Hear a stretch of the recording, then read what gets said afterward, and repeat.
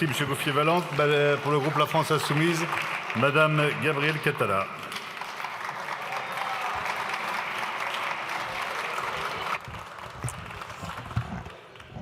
Président, ministre, collègues. Madame n'est pas claire. Madame a modifié sa version. Madame a des pratiques sexuelles débridées. Madame a de nombreux partenaires sexuels. Madame avait une tenue provocante, elle était entreprenante. Madame n'a pas crié assez fort, ni appelé à l'aide. Madame n'a rien dit. Madame ne s'est pas débattue. Ces constats, la police et certains professionnels de justice les font lors de ce qu'on appelle les enquêtes de crédibilité des victimes de viols et d'agressions sexuelles. Elles oublient les vulnérabilités, le statut social de l'agresseur rendant possible une exploitation indue de sa position dominante, passent sous silence la sidération, l'emprise, les circonstances environnantes, la dissociation et l'inconscience pour en tirer la preuve d'un consentement tacite qui profite toujours aux mises en cause. C'est dire que la loi que nous allons voter a un intérêt. En incluant le non-consentement dans la définition du viol et des agressions sexuelles, elle incite la justice à ne plus se focaliser sur le comportement de la victime, mais sur celui du mis en cause, pour déterminer s'il a eu l'intention d'outrepasser le non-consentement et s'il a recueilli le consentement de la victime.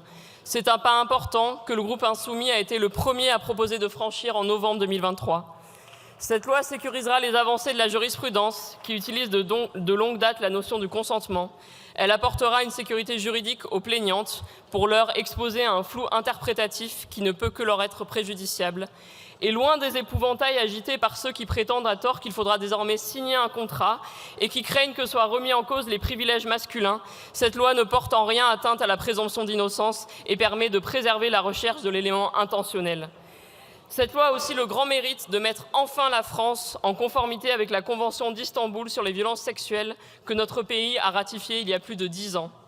Mais sans tout changer, cette loi dépourvue de budget restera insuffisante. Insuffisante si les représentations stéréotypées et genrées du système patriarcal dans lequel s'inscrit l'institution judiciaire continuent d'affecter le travail d'enquête des policiers et celui de qualification des magistrats, et plus spécifiquement le recueil de paroles de la plaignante, l'appréciation de sa crédibilité ou de l'intentionnalité du viol.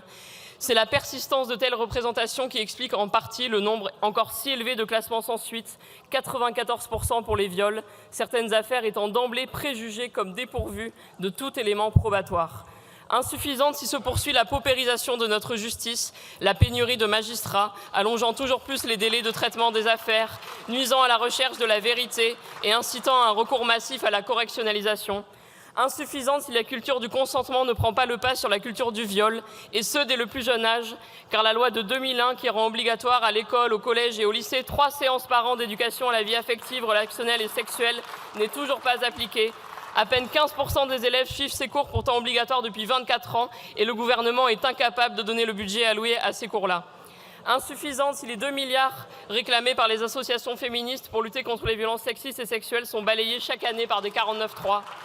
Insuffisante eu égard à la nature de ces agressions, car le viol est le plus souvent commis dans le silence de la famille et du lit conjugal, ce lit où des pères, des grands-pères, des maris, des conjoints forcent un peu au motif que la vie commune leur donnerait le droit de posséder le corps de leur conjointe, qui n'est sûrement pas assez grande pour savoir ce qu'elle désire et ce dont elle n'a pas envie. Et s'ils ne sont ni des bons pères de famille, ni des bons maris, ni des monstres, mais des hommes ordinaires, quand ils forcent un peu, ils ne font rien d'autre que violer. Et s'ils se rassurent en regardant des monstrueux violeurs sériels que la presse leur montre, eux aussi devraient se regarder comme des criminels. C'est par conséquent sur tous les fronts de la culture patriarcale et de la culture du viol qui gangrène notre société qu'il faut agir, celle qui mène à ce qu'une femme soit violée toutes les 5 minutes dans notre pays. Déconstruire cette culture est indispensable pour rompre les amarres avec le monde où l'on considérait les femmes comme une sous-espèce de l'humanité, une espèce au service des hommes. C'est là que la loi pénale a une vertu pédagogique, en tant qu'elle est l'expression des valeurs essentielles de la société. La loi actuelle n'est nullement pédagogique lorsqu'elle enseigne indirectement que les seules violences répréhensibles sont celles pour lesquelles l'agresseur a abusé de son droit de disposer de l'autre par violence, contrainte, menace ou surprise. Introduire dans notre droit la notion de consentement, définie de manière féministe comme un accord spécifique, libre, éclairé, révocable, permettra de mieux différencier la sexualité de la violence. C'est donc pour espérer faire justice que nous voterons ce texte, car il n'y a pas de justice pour les femmes lorsqu'au sommet de l'État, un président de la République défend Gérard Depardieu. Il n'y a pas de justice lorsqu'à peine 10% des victimes saisissent la justice, espérant cocher les cases de la bonne victime avant d'être broyées par l'institution. Il n'y a pas de justice lorsqu'1% seulement des viols déclarés par les femmes donnent lieu à une condamnation. Il n'y aura pas de justice si dans 99% des situations, les violeurs et agresseurs peuvent continuer à tabler sur l'impunité. Brisons la présomption de consentement qui baisse sur les victimes. Merci, chers collègues. Pour le groupe social.